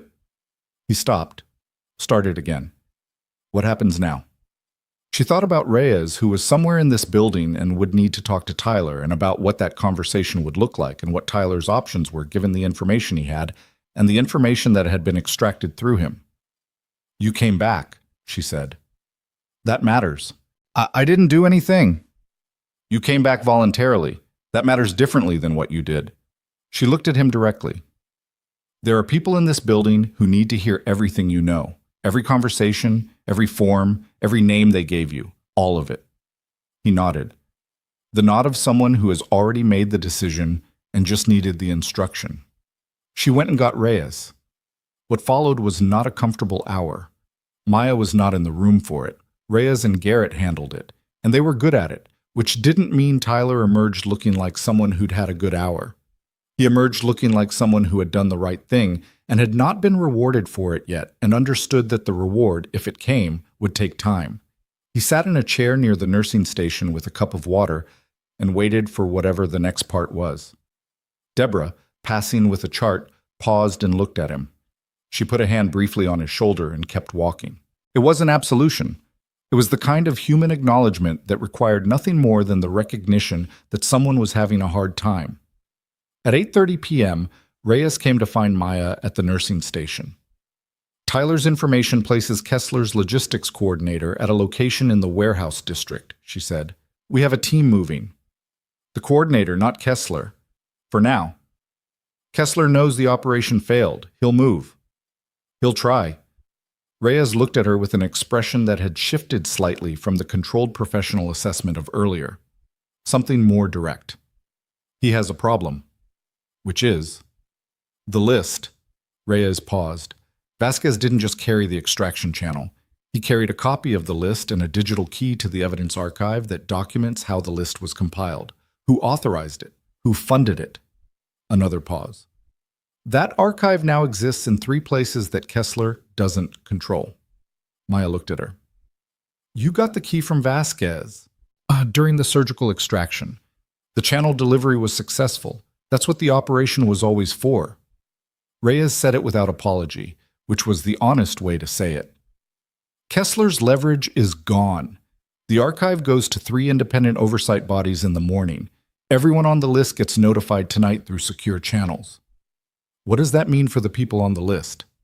It means the people who've been using it as leverage can't anymore. The list becomes public record, controlled, redacted where necessary, but documented. Reyes looked at her steadily. It means you're not a target anymore. There's nothing to protect by coming after you when everything is already in oversight hands. Maya sat with this. It was the thing she hadn't known she'd been carrying until it lifted. Not completely, not cleanly, nothing ever was. But the specific weight of being findable, of being a liability to someone powerful enough to send teams into hospitals, that weight had a different density now. The people who authorized the list, she said, 3 are currently in positions of institutional authority, 1 in federal oversight, 1 in a defense contracting structure, 1 you wouldn't expect. Reyes's voice didn't change. They'll all be named in the archive documentation. And Kessler is the operational mechanism, not the authority. He'll face charges, so will they. She said they in the specific way of someone who has spent a long time working toward a sentence and has finally arrived at it. All of them. The warehouse district team found the logistics coordinator at 9:47 p.m. Maya knew because Garrett came through the ER briefly to update Reyes, who was still in the building on the basis that she apparently lived there now, and Maya was in earshot. The coordinator was a man named Solis, who had been running Kessler's domestic logistics for 4 years and who made the rational decision, faced with the specific quality of people who had found him, to cooperate immediately and at length. Solis knew where Kessler was. The move on Kessler's location happened at 10:23 p.m. Maya was not there. She was in Bay 2, updating Rollins' surgical recovery notes and making sure his transition orders were correctly prepared because Tom Rollins had spent the day having his mesenteric vessel repaired and deserved to have his paperwork done correctly. She heard about the arrest the same way she'd been hearing things all day, in pieces, from people moving through a building that had become, over the course of this shift, something very different from the regional emergency department she'd walked into at 7 a.m. Kessler had been at a hotel 6 miles from Hargrove, not running. That surprised people who didn't know him, apparently. Reyes didn't seem surprised. He thought we'd take longer to get to Solis, she told Maya later. He was planning to move at midnight. He was 4 hours early in his estimate. 4 hours. The same unit of time, Maya thought, that separated Vasquez reaching the hospital from the fragment reaching his aorta. 4 hours that could go either way depending on who was paying attention. She filed the thought and updated the discharge notes. At 11:10 p.m., Gerald Pitt came into the ER.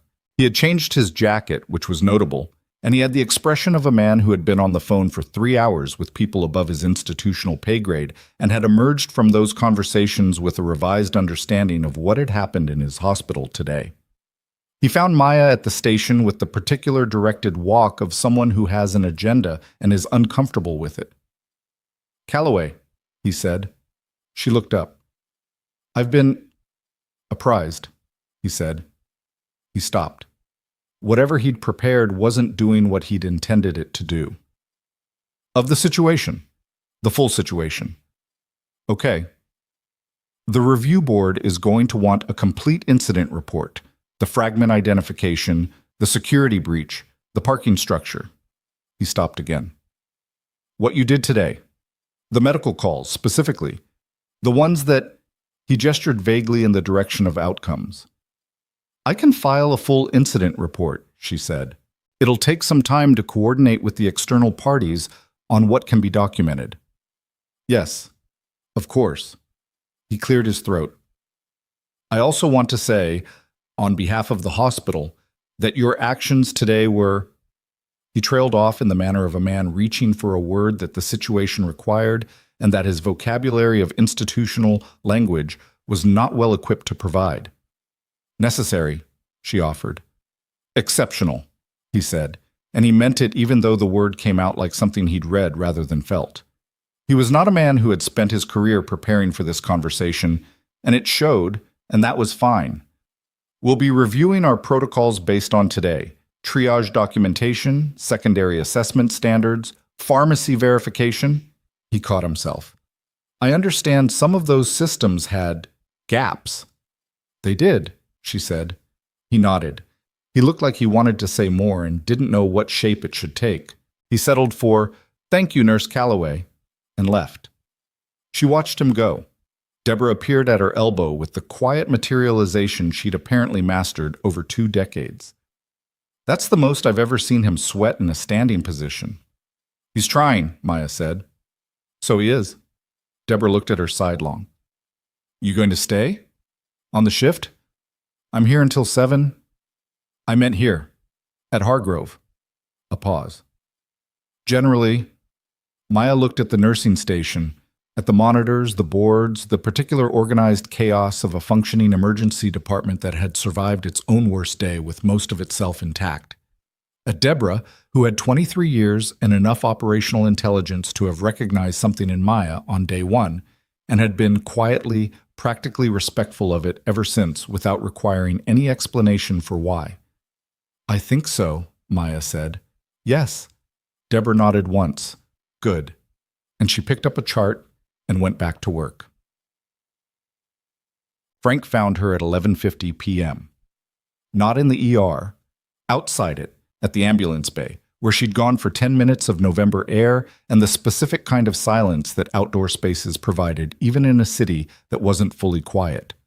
He came around the corner of the bay with his hands in his jacket pockets and the cut above his eye cleaned up and butterfly taped by someone who either had medical training or a steady hand. "That tape job is better than it should be," she said. There was a nurse available. He stopped a few feet from her and looked at the parking structure in the middle distance. "Kessler is in custody. Solis gave them enough to file on 3 other people before midnight, the ones Reyes mentioned." "I heard." "The archive goes out at 6 a.m. After that, it's—" He paused. "It's done. Or the beginning of done, anyway." She knew what he meant. The beginning of done was still years of proceedings, of documentation, of the slow institutional machinery of accountability grinding through people who had spent years learning to stay ahead of it. It was not the satisfying clean conclusion that situations like this didn't actually have, but it was the beginning, and the beginning was real. "The name he used," Frank said. "Donovan. In the parking structure." It's an old designation. I know what it is. He was quiet for a moment. When you left, when you filed out, I thought you were done. I thought you'd made a clean exit, and that was the right call. She looked at the parking structure. I thought that too. And now? She thought about the answer carefully, not because it was complicated, but because it was simple, and simple answers required precision. I'm a nurse, she said. I was something else before that, and both things are true, and I'm not going to pretend one of them doesn't exist because it's inconvenient. She looked at him. But I'm not going back, whatever Reyes offers, whatever the next conversation looks like. I'm not going back to that world. Reyes isn't going to push. Good. She might ask you to consult. Specific situations. The kind where someone who knows both sides of what you know is useful. She can ask. He nodded. He looked at the cut above his eye with the expression of someone who has just now started to feel a thing they've been deferring feeling. You saved him. Vasquez. The parking structure. I bought 60 seconds, she said. Your team saved him. You bought 60 seconds by walking into a situation with nothing in your pockets and a blood pressure argument. It was a valid blood pressure argument. He almost smiled. It didn't fully make it, but the structure of it was there. Yeah, it was. She looked at the sky. Cold, dark, the particular city darkness that was never fully dark. Somewhere above them, the Blackhawks were probably already gone, back to wherever they'd launched from, leaving the roof of Hargrove Regional Medical Center to its normal function as a landing pad for air ambulances with paperwork and procedures and the necessary beautiful ordinariness of standard medical operations. Go get that eye looked at properly, she said. The butterfly tape is fine, but you need the wound checked for debris. I'm fine. I'm a nurse, she said. Go. He looked at her for a moment. Then he went back inside. She stayed for another 5 minutes. The air was cold enough to be useful. She looked at the city that surrounded this building, the lights, the ordinary noise of it, the people moving through their ordinary evening with no knowledge of what had happened in a parking structure or a utility corridor or a radiology suite today, and no reason to need that knowledge, and the specific rightness of that. The world was large, and most of it was people who needed the lights to stay on, and the hospitals to function, and someone to catch the thing that fell through the gap. She went back inside. She had 4 patients, a shift that ended at 7, and incident report documentation that was going to be interesting to write. She had work to do. She picked up her clipboard at the nursing station and was halfway through updating the first chart when Deborah said, quietly, from 2 stations over, Callaway? Bay 4. New admit. She went. And then, at 12:03 a.m., as she was reviewing the new patient's intake vitals, her pager went off with a code that wasn't a standard medical code. It was a 6-digit sequence that she hadn't seen in 2 years. A sequence she had been told, at the time of her separation, was retired, decommissioned, no longer in use. She looked at the pager display. The 6 digits were followed by 2 letters, K.L. Kessler's initials. She stood very still at the foot of the bed with the pager in her hand and the new patient's chart in the other, and she thought about what it meant that a decommissioned code was active, sent from a system that should not exist anymore, using the initials of a man who was currently in military custody 6 miles away. Either Kessler had sent it before his arrest, and it was timed, or Kessler had not been the one using his initials. She walked out of Bay 4 to find Reyes, and the corridor was normal. Nurses, a cart, the ambient sound of a functioning ER, and Reyes's consultation room was dark. The chair behind the desk was empty. Garrett's field laptop was gone. The room had the particular vacancy of a space that has been recently and deliberately cleared. On the table, where the field laptop had been, there was a single sheet of paper with 6 words written on it in Reyes's handwriting. Don't go home tonight. Trust no one. She read the note twice. Not because the words were unclear, but because the brain, when it receives information that requires significant recalibration, sometimes needs the repetition before it commits to the new shape of things. Don't go home tonight. Trust no one. 6 words in handwriting she had seen once, on a requisition form in the same room 4 hours ago, and she knew it was Reyes. She also knew that Reyes had left without telling her, which meant Reyes had information that had arrived fast enough that stopping to explain it was a liability she couldn't take on, which meant the information was immediate, which meant whatever was moving now.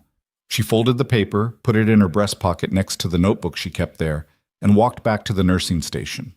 She did not run. Running in a hospital corridor at midnight told people something was wrong. Something was wrong, but the number of people who needed to know that was currently very small and did not include the general population of Hargrove Regional Medical Center's night shift. She thought about the pager code, the 6 digits and 2 letters. Kessler was in custody. Reyes had confirmed the arrest at 10:23, which meant either someone had accessed Kessler's systems after his arrest, or someone had been running parallel to Kessler all along. Not below him in the hierarchy. Parallel. Someone who had let Kessler absorb the operational exposure while they stayed clean, and who was now sending signals through his credentials because Kessler, in custody, was no longer in a position to stop them. The person Reyes had said nobody would expect. She picked up the desk phone at the nursing station and called the number Frank had given her. Not his personal number, the other one, the one he'd written on a prescription pad with the particular dry humor of a man conducting clandestine business in a medical facility. 4 rings. Then, "Yeah. The consultation room is empty," she said. Reyes left a note. The pager sent a code, Kessler's initials, decommissioned sequence. A pause that was brief and dense. "Where are you?" "Station." "Stay there. Don't go to the parking structure, don't go to the utility corridor, don't go anywhere without line of sight to other staff." Another pause. Reyes went to verify something. "She'll make contact." What is she verifying? Whether the person who authorized the list is still in the building. She looked down the corridor. The ER at midnight was quieter than its daytime self, but never empty. A nurse at the far end, an orderly with a cart, Marcus somewhere doing whatever second-year residents did at this hour. Normal. The surface of things looked entirely normal. "Who is it?" she said. "We think it's Pitt." Gerald Pitt, who had come to find her at 11:10 with a changed jacket and a prepared speech and the expression of a man who had been on the phone with people above his pay grade, who had those people's numbers to call, who had access to hospital letterhead, hospital systems, 2 months of Tyler Wren's proximity and trust, who had been in this building all day. She kept her voice level. "He's still here." "We know. Don't engage. Reyes is—" The line went to static. Not a dropped call. Static, brief, and total, and deliberate. The specific sound of a signal being interrupted at its source rather than at its destination. She set the phone down. She found Pitt in the administrative corridor on the 2nd floor, which was where she went because it was where the hospital's network hub was located, and because a man who had spent 2 months feeding patient admission data through a compromised pharmacy technician would understand, faced with the collapse of everything above him in the hierarchy, that the data trail he'd left was the most immediate threat to what remained of his position. He was at the door to the server room with a keycard in his hand, and the posture of someone who had convinced himself that what he was doing was a form of management, controlling the narrative, reducing the exposure. The same rationalizations that people in institutional authority had been using to justify the destruction of inconvenient evidence since before computers made it faster. She stopped 12 feet from him. He turned, and the thing that crossed his face in that moment, faster than he could control it, faster than the institutional composure could reassert itself, was not guilt. It was calculation. The rapid, practiced calculation of a man assessing a variable and determining how to neutralize it. "Calloway," he said, "you shouldn't be up here." "Neither should you," she said, "at midnight, with a keycard to the server room." He straightened, put the card in his pocket. "I'm the hospital administrator. I have access to every—" "You approved Tyler Wren's access modification 2 months ago," she said. "Not his direct supervisor, you. The timestamp is in the system, and it's been flagged." She watched his face. "The people who were here today, they have everything, Mr. Pitt. The archive Vasquez carried documented the authorization chain. Your name is in it." Something shifted in him. The composure thinned in the specific way that composure thins when the thing it's been protecting against has already arrived. "You don't understand what you're part of," he said. And the voice had changed, not threatening, which might have been easier to read, but something more personal, explanatory. The voice of a man who had told himself a story about his own choices for long enough that he still half believed it. The people who built that list, they were protecting infrastructure, protecting operations that kept, "I don't need the rationale," she said.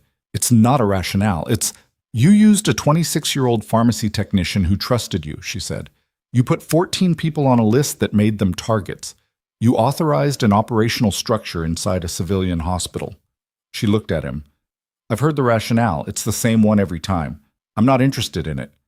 He looked at her with something that was almost relief. The relief of a man who has been carrying a weight and has finally found someone willing to name it directly. It was the strangest thing, like being accountable was something he'd been reaching toward without knowing how to get there. The stairwell door at the end of the corridor opened. Reyes came through it with two people Maya hadn't seen before. Not her usual team, different faces, federal credentials visible at the jacket line. Behind them, Garrett. And behind Garrett, moving through the doorway with the unhurried pace of someone who had just verified a significant piece of information, was Frank. Pitt looked at the group coming down the corridor. He looked at Maya. He looked at the server room door. He didn't move toward it. She saw the decision happen, the specific, finite moment when a person stops calculating and accepts the math. He took the keycard from his pocket and set it on the floor. He put his hands where they were visible. He stood in the administrative corridor of the hospital. He ran with the particular stillness of a man who has reached the end of a very long sequence of choices and arrived at its conclusion. Reyes reached him. She looked at him the way she looked at everything. Long, precise, without theater.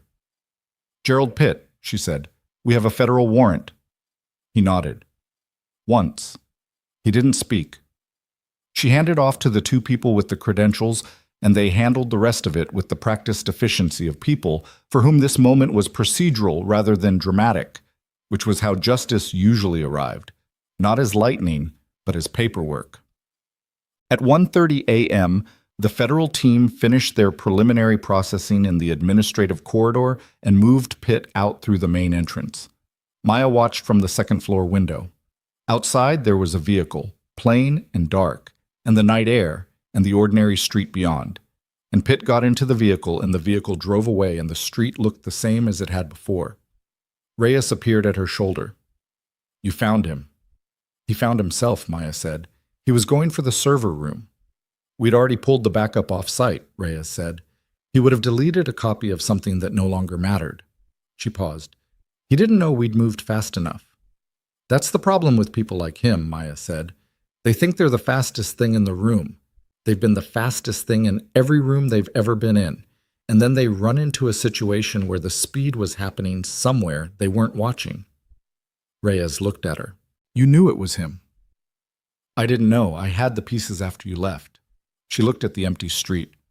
The letterhead Tyler mentioned, the institutional access, someone who could approve a system modification without triggering a review flag. She paused. "And the way he came to find me at 11.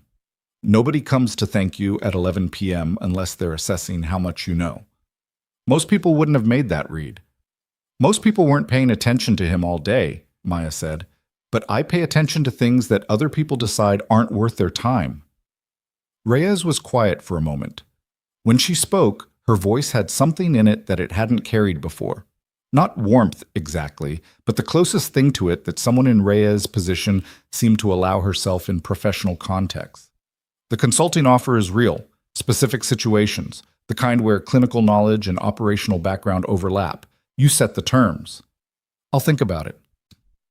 "That's more than I expected." "Don't make me regret the upgrade," Maya said. Reyes almost smiled. "Get some sleep, Calloway." She walked back toward the stairwell and went through it and was gone, back to whatever the next operational requirement was, carrying the archive and the warrant documentation and the weight of a case that had been building for longer than tonight. She went back to the ER. She had learned over 6 weeks and one very long shift, always a reason to go back to the ER. Marcus was at the nursing station with the look of a man who had been awake for 20 hours and had processed approximately 40% of what that day had contained, and was saving the rest for later. He looked up when she came through the bay doors. "Is it over?" he said. She thought about the answer. "The immediate part." "That's good enough," he said, and went back to his chart. Deborah was finishing a shift note with the practiced speed of a woman who had been writing them for 2 decades and could do it while simultaneously running 4 other calculations. She didn't look up. New admit in Bay 6, 32-year-old, chest pain, atypical presentation, the on-call thought anxiety. "And you think?" "I think 32-year-olds can have cardiac events, and I think the on-call has been awake since yesterday." She held out the chart. "I think a second set of eyes would be useful." Maya took the chart. She went to Bay 6. The patient was a young woman named Donna, who had the expression of someone who had been told their own body was performing a misunderstanding and hadn't been fully convinced. Maya introduced herself, asked questions, listened to the answers and to the spaces between them, and ordered an ECG that the on-call hadn't ordered because sometimes the people with the most letters after their name were the least likely to question their first impression.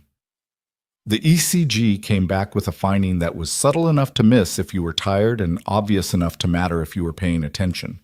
She paged the cardiologist on call.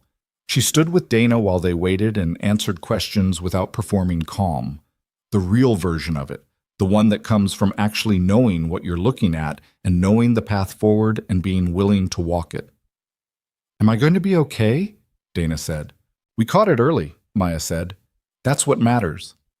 It was the truth.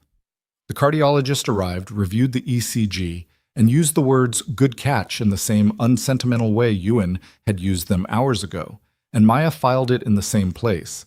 Not as validation, which implied she'd needed confirmation, but as information. The system had worked in this bay at this hour because someone was paying attention. That was the whole job. It had always been the whole job. At 6:47 a.m., 13 minutes before the end of her shift, Hale came into the ER for the morning handover. He looked like he'd slept approximately 4 hours, which was probably accurate and was more than she'd slept, which was 0. He came to the nursing station and looked at the overnight census and looked at Maya. "Dana Yee in Bay 6, she said preemptively.